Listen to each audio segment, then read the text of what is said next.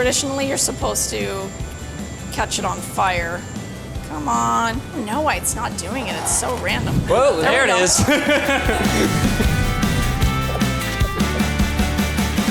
So Genevieve from Bestia in downtown LA, glad that you had us here today. Thanks for coming. I don't know if you ever had them, but when you were little, did you ever eat those like Snickers ice cream bars? Yes. It's kind of a mix between a Banana Foster and a Snickers ice cream bar. Well, let's make some today. Okay.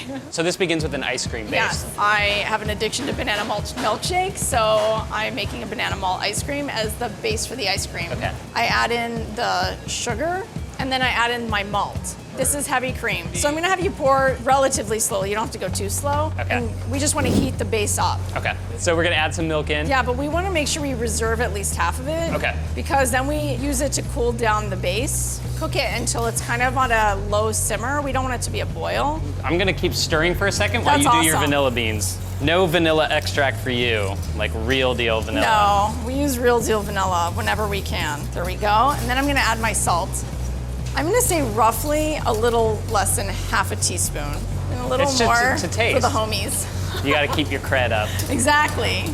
So for this base, I do 28 yolks. So I'm gonna take the remaining amount of sugar, add it to the yolks, and I'm gonna whisk it. Okay. This is how we're tempering our yolks. If you add really hot liquid to yolks right away, they'll seize up. So now I'm gonna slowly start pouring in our base. You wanna bring that temperature up super slow. Yeah, Now we're gonna pour it back into this bowl. exactly. So now you keep it on low heat, and the whole time you continuously scrape the bottom of the pot. So you're gonna be about 7 or 8 more minutes and you go until it coats the back of your spoon, Exactly. right? So while we're letting that get up to temperature, we're gonna make the base of this candy bar. Yes, we are. All right, so this is Organic, dark roasted peanut butter. cool.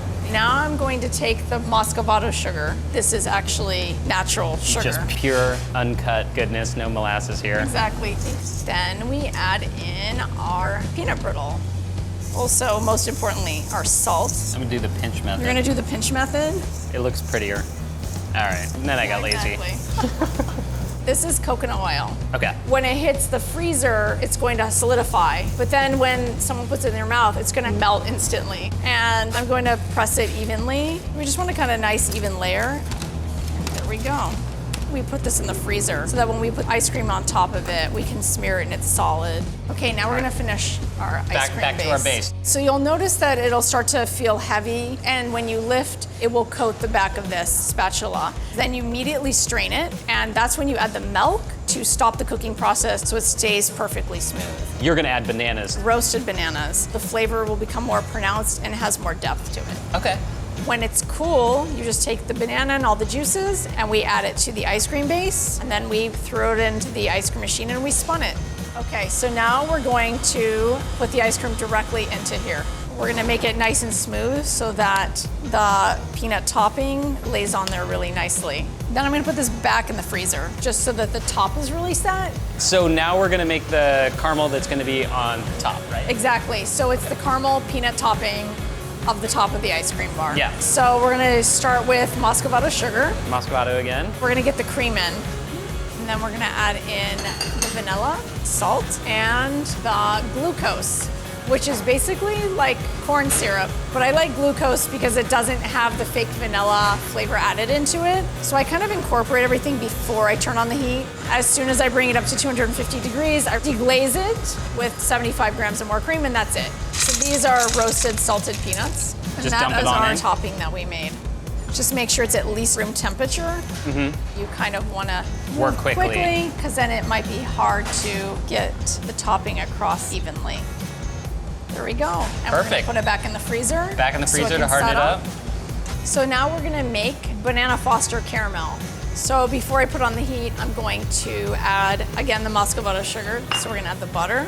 So you start melting the sugar down, melting all the Exactly. butter together. So this is all just inspired by Snickers bars that you were having as a kid. Frozen Snickers bars, and I always liked Banana Foster, but I always felt like the dessert was really plain. And so I kind of melded the two and added some complexity and interest to it. So you see how the butter is nicely incorporated? Yeah. I'm gonna add some cinnamon and salt. Get that sprinkled in there. You're such a good sprinkler. I'll quit my day job. I'll You come should back. actually. You just have that touch. And then we add the cream. And you'll see it kind of sputters up, but don't worry about it. Lastly, you add the rum off the heat.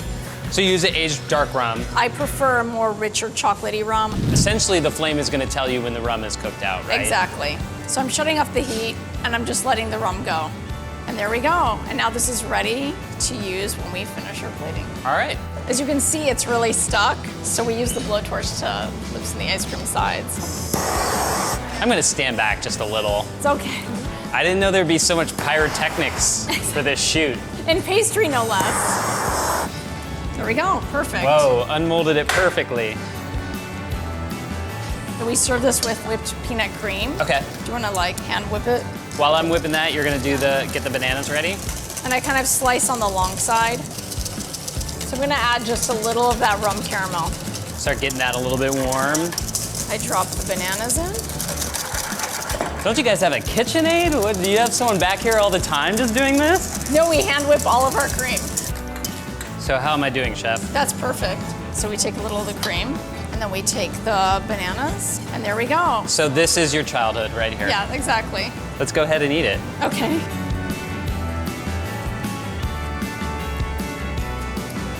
Childhood. And what you were saying before with like Bananas Foster, where it's all kind of one note texture-wise, this is like crunchy, creamy. There's that crunch at the base that's almost a candy bar-ish. I know you're going for Snickers bar. You almost get a little bit of like banana bread. Whatever nostalgia works for you, it's good. 2 pieces. From here, our toast is ready to go.